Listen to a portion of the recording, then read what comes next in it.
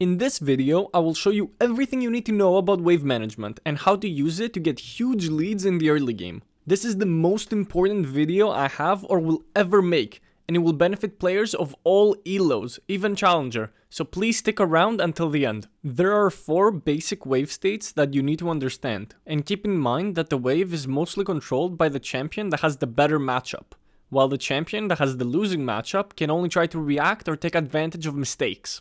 Let's start with the first one, the even wave state.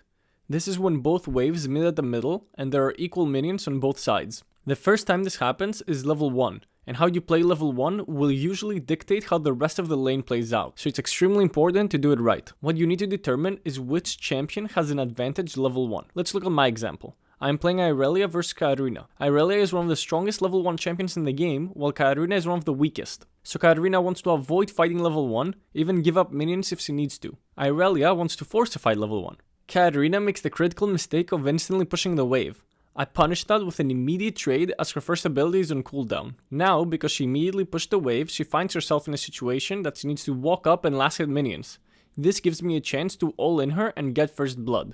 So you need to understand your matchup before deciding how to play out the level 1 wave. Katarina should have stayed back and farmed with her first ability. The second wave state you need to understand is freezing. This is when you intentionally let the enemy minion wave get bigger than your wave and you hold it near your turret. This gives you the benefit of your opponent having to overextend to get farm or miss it. Use this to set up ganks and solo kills. In my example, after a trade with Katarina, I have 4 minions and she has 4 minions and a cannon. This means that if the wave is left untouched, it will push to me and she will lose those 4 minions. Katarina kills my overextended support in the jungle, but she missed an entire wave mid lane. Notice how I didn't kill the cannon minion, so that the next wave will also push to me. I'm making sure to kill just enough minions so the enemy wave doesn't become too big, but also not too many so the wave keeps pushing to me. Now, Katarina has to walk up to last hit and that gives me an opportunity to all in. Unfortunately, I whiff my ult and miss out on the kill, but I still managed to take her out of lane. Now, since the wave is pushing to me, I don't need to shove it. I can just base, and when I come back to lane, my wave will have died and her wave will still be there for me to farm or freeze all over again, which is what I end up doing, and she misses another whole wave. The third wave you need to understand is slow pushing waves. When you slow push a wave, you slowly build up a big wave that contains more than just the 4 regular minions. This wave state is mostly used to force dives, because if you're able to kill your opponent in a dive, they will be denied at least a full wave of gold and XP. Let's take a look at my example. I see Katarina roam top lane and get a kill. I know I will hit level 5 off this wave, and Irelia is one of the best champions that can actually solo dive in an opponent from full HP, so I don't need my jungler to help for the dive. I only last hit minions until the next wave comes.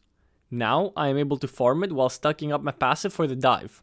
Katarina comes back to lane and prepares to farm the wave under tower, not thinking about the possibility of me diving her, and I am able to get the jump on her. The honey fruit and her ultimate shield rune keep her alive enough for me to die to the turret, but she misses the 5 minions that I dove with, plus the entire extra wave that will hit the turret, while I only lose 2 minions. And when I come back to lane, her wave will have built up, and now I can choose to freeze it like we learned in the previous wave state.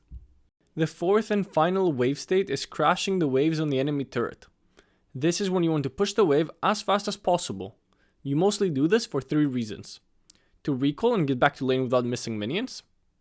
After you have killed your opponent or poked them out of lane, so that the turret kills your minions and they miss them.